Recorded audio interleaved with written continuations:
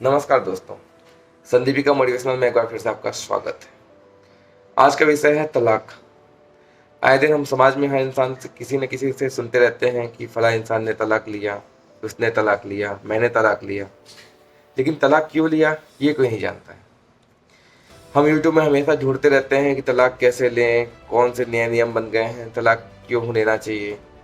लेकिन कोई ये नहीं बताता कि तलाक नहीं होना चाहिए। तलाक नहीं होने से कितनी सारी जिंदगियां बच जाती हैं। आज की तलाक डेट में तलाक लेना इतना आसान हो गया है जैसे मोबाइल फ़ोन में सिम कार्ड चेंज करना। क्यों? क्योंकि हर इंसान आज की डेट में अपना सेल्फ रिस्पेक्ट ढूंढता है, अपना ईगो सेटिस्फाई करता है। तो कहीं ना कहीं तलाक के ये सब कारण बनते हैं। आपके जितने भी रिश्तेदार हैं, जितने भी पड़ोसी हैं, जितने भी आपके जानकार हैं, वो तलाक लेने के हजार बहाने बता देंगे, लेकिन रिश्ते जुड़वाने के लिए कोई नहीं बोलेगा। क्योंकि सबको मजा आता है, लेकिन जिस दिन उस इंसान के ऊपर खुद पड़ती है ना, तब पता चलता है कि तलाक नहीं लेना चाहिए। क्योंकि तलाक ले लेंगे आप, आज की डेट में तलाक तो आसानी से मिल जाएगा, लेकिन उसके बाद जो कॉन्सिक्वेंसेस होंगे वो बहुत ज़्यादा होते हैं। लोग हमेशा बोलते रहते हैं तलाक लेने के बाद मेरी ज़िंदगी बदल गई, बहुत अच्छी ज़िंदगी हो गई, लेकिन ऐसा जरूरी नहीं है।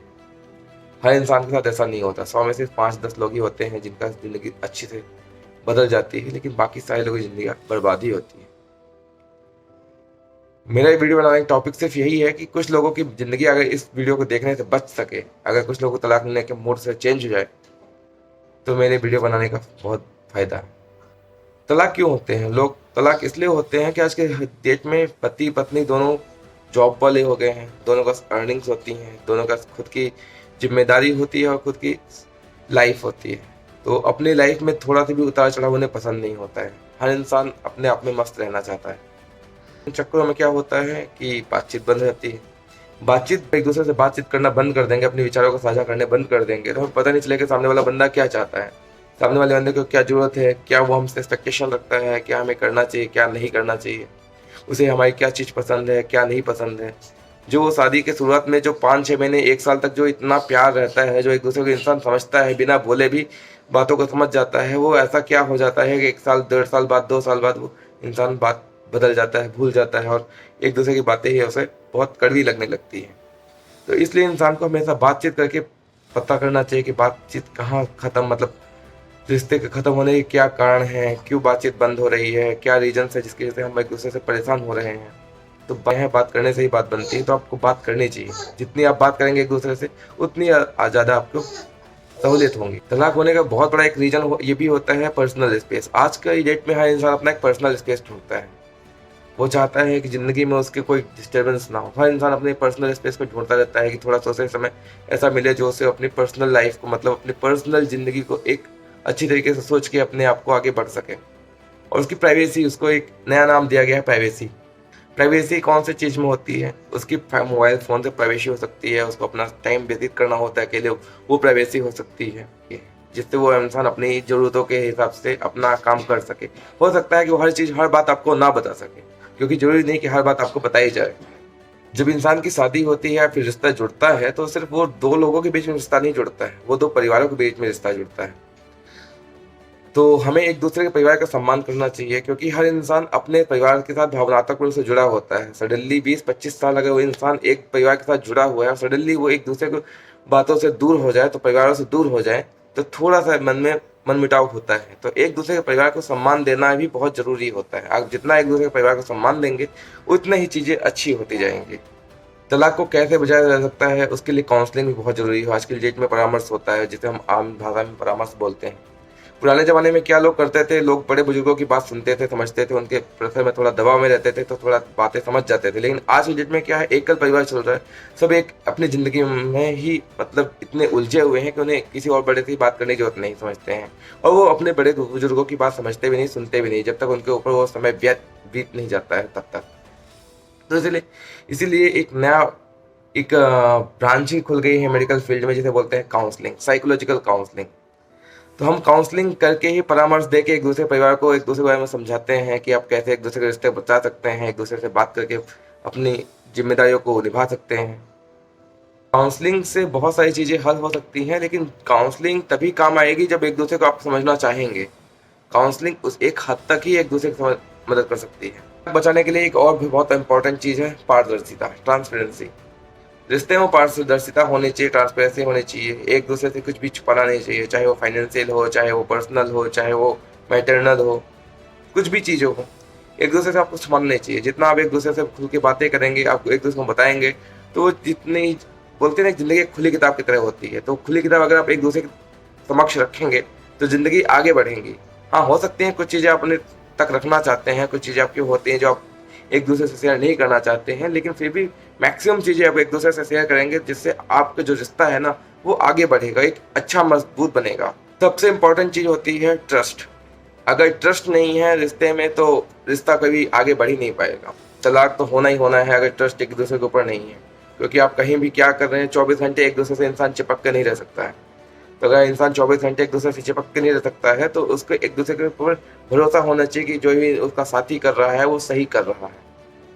तो इसके लिए यही जरूरी होता है कि आप कहाँ जा रहे हैं, क्या कर रहे हैं, कैसे कर रहे हैं, क्यों कर रहे हैं। अगर सामने वाला पूछे उससे पहले ही आपको बता देना चाहिए कि हाँ मैं ये कर रहा हूँ। उसको एक दूसरे को बताना जरूरी है, क्योंकि आप बताएंगे तभी आगे बढ़ पाएंगे। ये सारी बातें तो हो गई हैं, तलाक को कैसे बचाना है, क्या करना है, क्या नहीं करना है। तो मैं आपको कुछ ऐसी बातें बताऊंगा जिससे आपको सुन के आपके जो दिमाग के थॉट्स है वो चेंज हो जाएंगे और एक दूसरे के प्रति आपका प्यार थोड़ा बढ़ जाएगा। पहली चीज़ है, इंपॉर्टेंट चीज़ है, विचार साझा करें। एक दूसरे के जो थॉट्स है वो एक दूसरे से आप जब तक साझा नहीं करेंगे, जब तक एक दूसरे को समझाएंगे नहीं, बताएंगे नहीं, तो आपको पता नहीं चलेगा। इसलिए आपके दिमाग में जो थॉट्स आ रहे हैं, जो आप एक दूसरे से प्रति चाहते हैं, वो आप जरूर एक दूसरे को बताएं। दूसरी चीज़ है एक दूसरे के प्रति सोचना। आप एक दूसरे के प्रति अच्छा सोचेंगे तो चीज़ें अच्छी होंगी। जरूरत होती है क्योंकि इंसान मनमुटाव हो जाता है, गुस्सा हो जाता है, तो एक दूसरे में भला बुरा बोलने लगता है। और दूसरे से एक दूसरे से जो पड़ोसी होते हैं, जो रिश्तेदार होते हैं, जो आपके दोस्त होते हैं, उनसे आप उनके बारे में बुराइयाँ बताने लगते हैं। उनके जो राज ऐसे होते हैं जो आपको नहीं बताने चाहिए वो बताने लगते हैं। तो चीज़ें यहाँ से खराब होने लगती हैं। हो सकता है एक दूसरे मतलब वो जब दूसरे जो इंसान को आपकी जो जोड़ी है उसको पता चलेगा तो वो चीज़ें आपको उसको पसंद नहीं आएंगी और आपका जो रिश्ता है वो और बिखर जाएगा। इसलिए आपको हमेशा एक दूसरे के बारे में सोचना है। इसलिए आपको ऐसा दिखाना है कि आप एक दूसरे के प्रति सोचते हैं, आपके अच्छे थॉट्स आते हैं, आप अच्छी सोच रखते हैं, आप एक दूसरे की बातें दूसरों तक मुँह नहीं पहुँचाते हैं, डिस्क्लोज नहीं करते हैं। तीसरी चीज़ है, इंपॉर्टेंट चीज़ है, आज की डेट में किसी के पास टाइम तो है नहीं, फिर भी अगर टाइम मिलता है तो एटलीस्ट दिन का एक भोजन, चाहे ब्रेकफास्ट हो, चाहे लंच हो, चाहे डिनर हो, एटलीस्ट एक बार साथ में मिलकर बैठ के खाना खाएं। साथ में मिलकर बैठ के खाना खाने से प्यार बढ़ता है। बोलते हैं सही में एक थाली से हम खाना खाते हैं तो प्यार बढ़ता है, लेकिन हम जरूरी नहीं कहते कि एक थाली में खाना खाएं, लेकिन एक दूसरे के साथ अगर एक बार दिन में 24 घंटे में एक बार भी खाना खाएंगे तो वो खाना एक आपको पॉजिटिव एनर्जी देंगे, जिससे आपका दिमाग शांत रहेगा और आप एक दूसरे का अच्छा सोचेंगे और प्यार जो आपका मजबूत होगा। एक दूसरे के लिए समय निकालें, एक दूसरे के लिए खास समय निकालें। एक दूसरे के लिए समय इसलिए निकालना जरूरी है क्योंकि 24 घंटे होते हैं। 24 घंटे में अगर आधा एक घंटा भी एक दूसरे के लिए आप समय निकाल सकेंगे तो इससे क्या होगा, आप दिन भर की जो आपकी दिनचर्या रहेगी उसमें आप एक दूसरे से शेयर करेंगे, आप एक दूसरे से बातें करेंगे, बताएंगे कि क्या आपने दिन में किया, क्या उसने दिन में किया, क्या आपको अच्छा लगा, क्या आपको बुरा लगा, क्या आप एक दूसरे में सोचते हैं।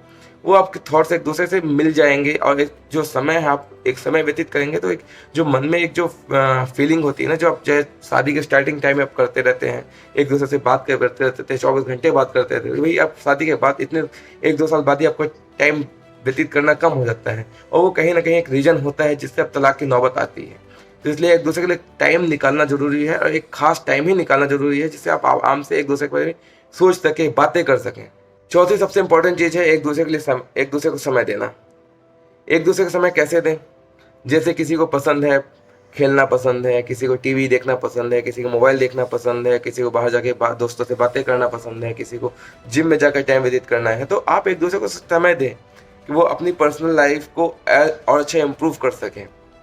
जो उसकी जरूरत, जो उसके हॉबीज़ हैं, जो उसको चाहिए, जो उसकी दूसरे से वो प्यार में बात कर सके, जो उसको अच्छा लगे, तो उसको करने दीजिए, उसके लिए उसको समय दीजिए। अगर उसको समय नहीं मिलेगा तो वो कहे थे उसको निकालेगा और फिर उसके मन में वो फ्रस्ट्रेशन कर जाएगा, जिससे फ्रस्ट्रेशन करते ही वो दिमाग से उसको घर कर जाएगी बातें और वो आगे नहीं बढ़ पाएगा। तो पांचवी सबसे इंपॉर्टेंट चीज़ है सराहना और समर्थन। आप एक दूसरे से, जो प्रेमी युगल जोड़ा होता है वो एक दूसरे से का समर्थन चाहता है और समर्थन के साथ साथ एक दूसरे के लिए प्यार भी चाहता है और चाहता है कि वो उसकी सराहना करे, उसकी प्रेज करे, उसकी बड़ाई करे, वो जो उसका काम करे उसका सपोर्ट करे। तो अब उसके जो भी काम कर रहे हैं उसके लिए उसकी सराहना करें कि हाँ आप बहुत अच्छा कर रहे हैं, आप अच्छा करेंगे, इससे आगे बढ़ेंगे। और उस जो उसके सही चीज़ें हैं उसको सही, उसके लिए समर्थन भी करेंगे, हाँ ये सही चीज़ें सही हैं। तो जब उसको समर्थन करेंगे, सराहना करेंगे तो वो उसके मन में एक अच्छी फीलिंग आएगी आपके प्रति, अब उसका प्रति विश्वास बढ़ेगा। तो ये भी तलाक से बचाने का एक अच्छा रास्ता हो सकता है। टीम के रूप में आपको काम करना चाहिए। आप कैसे भी हो, आप दो लोग बोलते हैं ना, जोड़ी हमेशा मतलब जो टीम बन के जब टीम वर्क होता है तभी चीज़ें आगे बढ़ती हैं। तो आपको एक टीम बन के ही अपनी इस प्रॉब्लम्स को सॉर्ट आउट करना है। आप टीम बन के ही एक दूसरे को आगे मोटिवेट कर सकते हैं, बढ़ा सकते हैं चीज़ों को। आज की डेट में सब तलाक होने का एक सबसे बड़ा इंपॉर्टेंट चीज़ ये भी है कि फाइनेंशियल। आज की डेट में हर इंसान फाइनेंशियल स्ट्रांग तो होना चाहता है, लेकिन फाइनेंशियल स्ट्रांग होने के लिए कैसे होंगे वो लोग आपस में बात नहीं करते हैं। अगर फाइनेंशियल स्ट्रांग होंगे, क्योंकि जिंदगी जो है सिर्फ प्यार से नहीं चलती है, पैसा से भी चलती है। तो प्यार पैसा जब होगा तभी इंसान आगे बढ़ पाएगा। तो आपको अपने पार्टनर के साथ मिलकर अपने फाइनेंशियल स्टेटस पे एक चर्चा करनी चाहिए कि हाँ भाई, मैं ये कर रहा हूँ, मुझे ये करने से फ़ायदा होगा, ये हमारे घर के लिए अच्छा रहेगा, ये हमारे फ्यूचर के लिए अच्छा रहेगा, हमारे बच्चों के लिए अच्छा रहेगा। तो ये जब चीज़ें आप एक दूसरे के साथ चर्चा करेंगे, दोनों जन मिलकर साथ करेंगे। आज की डेट में एक सिंगल इंसान के कमाने से पैसा नहीं हो पा रहा है, क्योंकि आज की महंगाई इतनी ज़्यादा है कि आपकी ज़रूरतें ही इतनी ज़्यादा हो जाएंगी कि आप चाह के भी उसको पूरा एक इंसान पूरा नहीं कर पा रहा है। तो इसलिए कदम के साथ कदम मिलाना पड़ेगा और दोनों जन को साथ में कमाना पड़ेगा, और साथ में एक दूसरे की हेल्प करते हुए फाइनेंशियल स्टेटस पे भी चर्चा करनी चाहिए कि हाँ, हम कैसे फाइनेंशियली स्ट्रांग हो सकते हैं। हम जितना फाइनेंशियली स्ट्रांग हो उतने होंगे, उतनी ही ज़िंदगी आपकी अच्छी होगी। एक और चीज़ है जिससे आप अपने लाइफ को बचा सकते हैं, खान पान। खान पान कैसे? खान पान क्या है कि ज़िंदगी में इंसान हर चीज़ क्यों करता है? सिर्फ खाने के लिए करता है। अगर खाना ना हो तो इंसान कैसे आगे बढ़ेगा?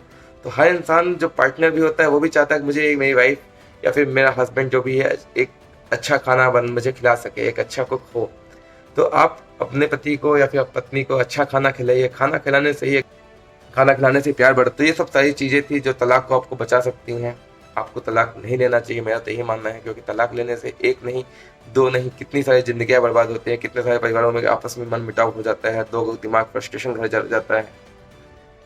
तलाक लेने से सिर्फ आप ही नहीं परेशान होंगे, अगर आपके बच्चे हैं तो वो भी परेशान होंगे, क्योंकि आजकल तो देखा जा रहा है कि 2 बच्चे 4 बच्चे भी हैं वो भी तलाक ले रहे हैं। लोग बड़े एज में भी आके तलाक ले रहे हैं।